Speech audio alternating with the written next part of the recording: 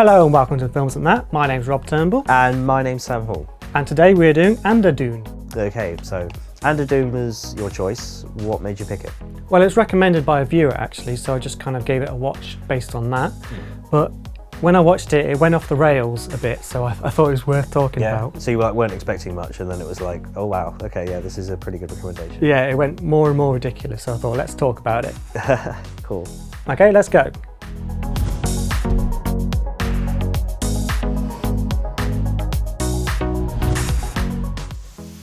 Andhadhun follows a blind piano player as he unwittingly witnesses a murder. This review contains spoilers. Tell me, Rob, how does a blind person witness a murder? This is the general conceit of the first bit of the film, isn't it? I went in thinking this is a romantic comedy film. He's a piano player who's blind, and he's deliberately got a hot girl to run him over so he could pick her up and get sympathy points for being blind. And I thought, oh, maybe the whole film would be about comedy of errors, trying to fumble his way around pretending that he's blind, and then they get together. That was going to be the plot in my head. And if you watch the trailer, it really sells itself as a romantic comedy. Yeah. Because it's all about them and their relationship, but the film's not about that at all, is it? It's a thriller, and there's loads of twists and turns and mixes a load of genres together. Mixes them, but also in that sort of way that you're going, what? Where are we now? What film is this now? I'll manage. So sorry, are you okay? The first few, 20 minutes of the film, it's all over a romantic comedy. A talented piano player is blind, then you find out he's not blind. And it seems like, at that point then you're sort of losing sympathy for him a bit. Yeah, so he's faked being blind, but do we ever get to the bottom of why? It's a bit... Yes, but I'm always thinking at the back of my mind, is he an unreliable narrator? Yeah. Because the reason is not that weird, because he's an artist. So he says if he treats himself as if he is blind and lives his entire life as if he is blind, he says something like, it gives my life focus, so he can concentrate on being a better piano player. Also, there's another subplot. There is an actor who is married to a much younger woman. He says, oh, you should come and play at my house and do a concert and maybe teach my daughter how to play piano or something along those lines, right? He goes to the house and the wife answers the door and she's reluctant to let him in. Well, she lets him in because she knows he's blind. Yeah. So she's like, oh, yeah, if you're blind, you can come in. That's fine. Yeah. And then, there's a dead body on the floor. He sees this dead body and he says, I need to use the bathroom. He goes to the bathroom and there's a man in the bathroom with a big mustache. What's brilliant about this moment is you're totally invested in the whole thing being a romantic comedy, and then it completely tails off into this kind of almost thriller-like situation. Jumping ahead a bit, but about the halfway point, the person who you thought was the leading lady becomes like a kind of, like a minor character, and then the other leading lady basically becomes the villain of the whole piece, who is the wife of this husband, because it turns out she's killed her husband. No. She's been cheating on her husband, and then the husband came back early. Surprise! Her lover kills her husband. That's basically what happened there. The husband brings back chocolates, flowers, and wine. Yeah. So he's a good husband, even though he's I think they have to, because he's obviously a lot older than the wife, so they have to really sell that he's a nice person, so you have sympathy for him.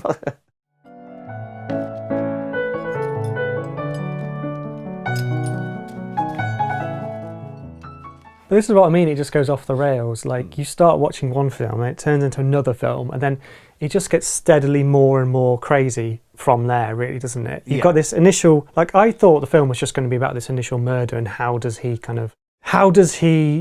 solve this murder? How does he not get himself in trouble? How does he explain that he's not blind? There's a lot of drama there already, but it has that, and then it just kind of piles on more and more drama.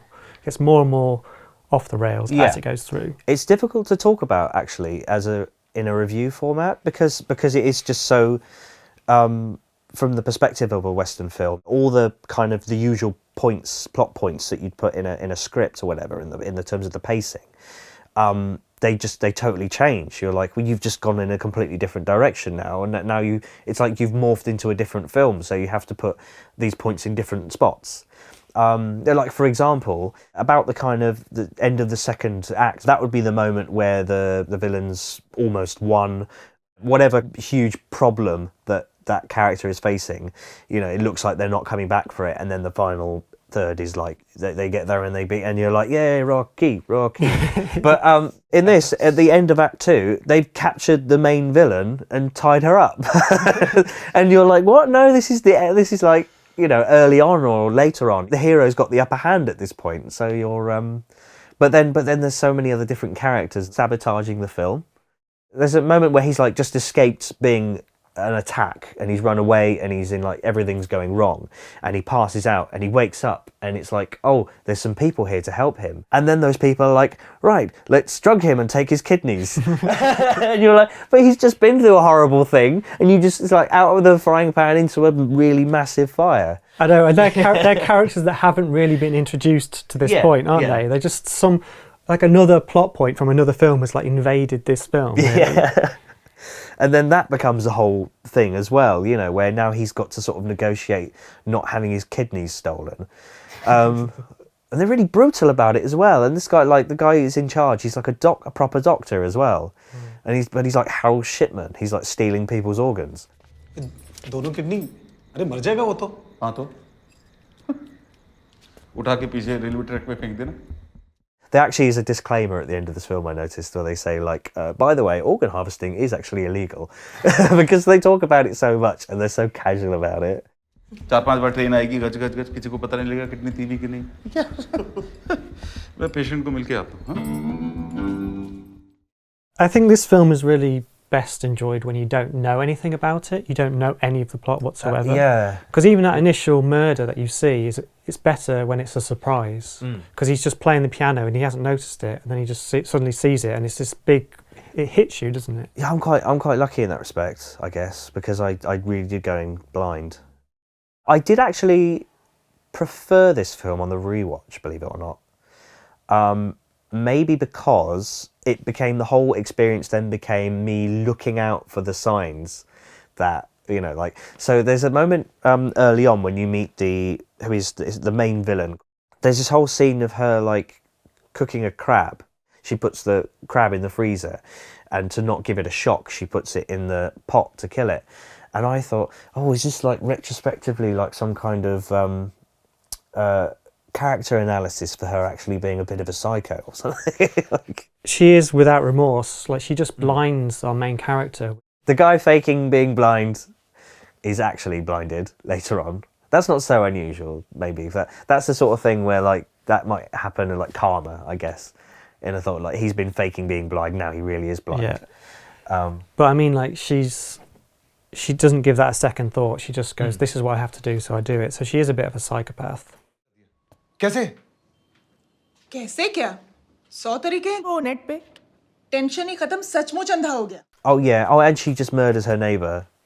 And they're like, that's quite a comical moment as well, isn't it? Because he comes out the lift and then she's just like, whoop.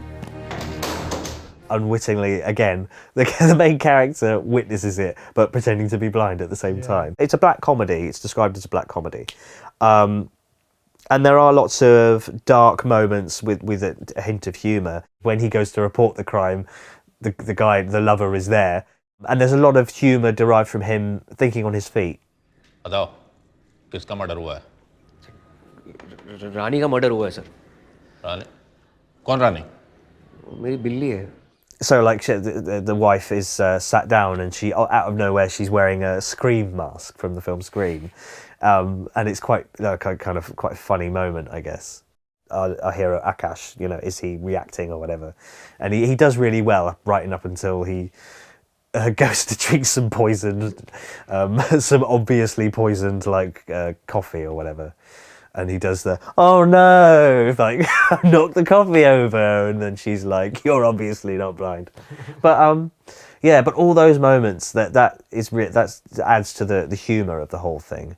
But there's still some genuinely like tense moments, aren't there, as well? The whole kind of conceit of him being able to see things that he has to not react to is just kind of drama gold, isn't it? Yeah. Like, there's so much you can do with that. There's so many things that can happen. Or like, at one point, his love interest gets changed in front of him, so he kind of sees her naked. But then there's all these kind of character drama moments from that. So is he being like a perv at that point? You know, he's exploiting his situation. He does turn around though. Yeah, does he? Yeah, and then but what he does then is he goes into his room and takes his shirt off, knowing that she's going to kind of follow in and look at him, thinking because he's blind he can't see. So there's lots of that of like exploiting people. Yeah, from both aspects. Yeah. So out of interest, how did you feel about our lead character as like a hero? You immediately, because you think he's blind, you have sympathy for him, and then you realise he's not blind, so then you think he's a scumbag and he's taking advantage of people, and it does flip-flop throughout the film, really, doesn't it? Yeah, he continually, he does show he's got empathy. He doesn't ever abuse his power too much, because he's not hurting anyone initially, and then when he realises this is bigger than me now, I'm going to admit to what I've done. So he does do the right thing, but he's not completely forgivable, basically. You know, he is... particularly towards the end, let's go right to the end of the film. Right, okay, I think I know what you're going to say. The final shot is him, when we think he's blind, hitting a can away with like expert precision. Yeah. So you kind of think, oh, is he not blind at this point? Has he been lying the whole time? Because a lot of the film is told through his perspective. Like, he's telling his love interest at the end what happened. Well, she says to him, I think you should have taken the eyes of that horrible bitch, even though you changed your mind. And so you're like, oh, so did he take her eyes then? or did he just get better? We don't know. Or has he just been lying? Like, has the second half of the film just been a complete lie? Yes. From basically when he stopped seeing his love interest to when he's met her again. That whole bit could have been falsified. There's other levels of it as well, because you think, is he an unreliable narrator? Is this like Lolita, is it? Where they say apparently the lead character in Lolita is like an unreliable narrator. So you know, to make himself more sympathetic, given that he's a pedo. So, and you think, could it be a similar thing? You know, is this film from a perspective of someone who is making himself a bad person look more sympathetic? We don't know. Je suis aveugle. Je ne peux pas savoir ce qui se trame dans mon dos. Et puisque je ne le sais pas. It's based on a French short film, we should say that. Yeah, I haven't seen it. Blind piano tuner goes to tune a piano, witnesses a murder. That's literally the short film. Qu'est-ce que c'est? Donnez-moi la main, par ici. Par ici. Je pensais pas que vous iriez de ça. Par ici, dans cette direction. That's the bit of Andhadhun which doesn't go off the rails. It's kind of the bit that's more Western feeling, I would say. It sounds like more of a standard kind of plot than, like, you know, something that you wouldn't go, what? No, this doesn't work. But it does work though, kind of, in Andhadhun, but it kind of doesn't sometimes. Yeah, I mean, it's weird. I did enjoy the first half of the film way more than the second half, because it did lose me a bit when it was just like, and then this happened, and then this happened, and then this happened. And it's just like, when you're sort of like, well, what's going to happen next? Because it could be anything at this point. Just it gets more and more unbelievable, which is why I'm leaning more towards that he lied about what happened. Yeah, then that makes more sense that the villain became a villain when she wasn't that villainous to begin with. It's like, oh yeah, she's definitely the horrible person in this situation, because I'm telling it from my perspective. I enjoyed her as a character, like her villainy. Well, she just tries to fuck with Akash's life at one point because she knows he's not blind, and she tries to get some dirt on him. So she pretends she's sleeping with him to fuck with his love interest, doesn't she? Because the love interest comes around and he's like, oh yeah, we've just been sleeping together. Yeah. She's portrayed as quite intelligent, the lead villain. She's very good at thinking on her feet. Like, she's more intelligent than the police chief or police inspector who she's sleeping with, who keeps on botching everything he does. Yeah. She's like the villain. Including his death. Including whose death? The police inspector. He botches his own death. Well, not he doesn't screw him up. I mean, like, he fires a gun in a lift. So it's like, bing, bing, ping. Yeah.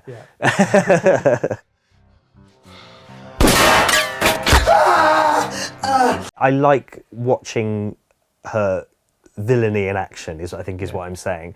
It's quite impressive how she's able to bring people around and then fuck them over like immediately. Right up until the very end when Simi comes around and sits in the front seat but doesn't say anything, and Akash thinks it's the doctor, and Akash starts saying, I don't think you should take her organs and stuff. I don't think that's I was only saying that to scare her. And she says, get out the car. And you think, oh, he's finally turned her around. There's an ounce of sympathy in her. And then she drives off, and then she turns around to go and run him over. And then, like, he doesn't get run over because he's saved by horrible CGI hair. You know, when, like, sometimes just, like, most things in the film look competent, and then there's some horrible CGI that ruins it all.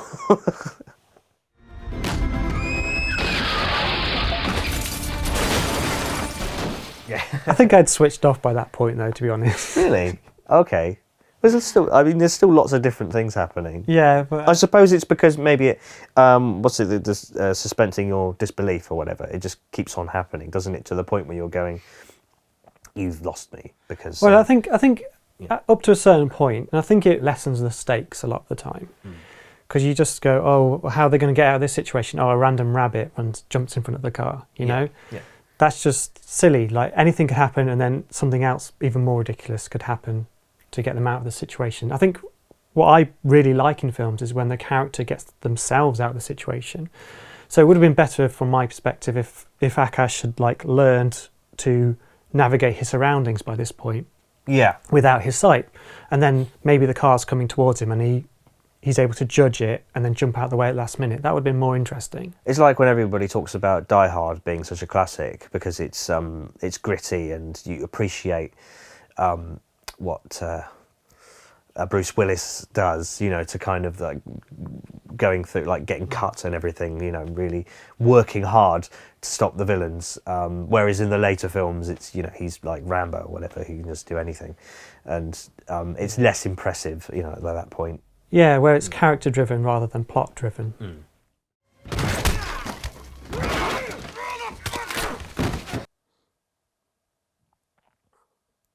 You see at the end, in the credits, there's, maybe you could turn it off at this point, but at the end credits, there's some clips of some old films as a reference to the actor character, Primo, who's in it earlier. Oh, yeah.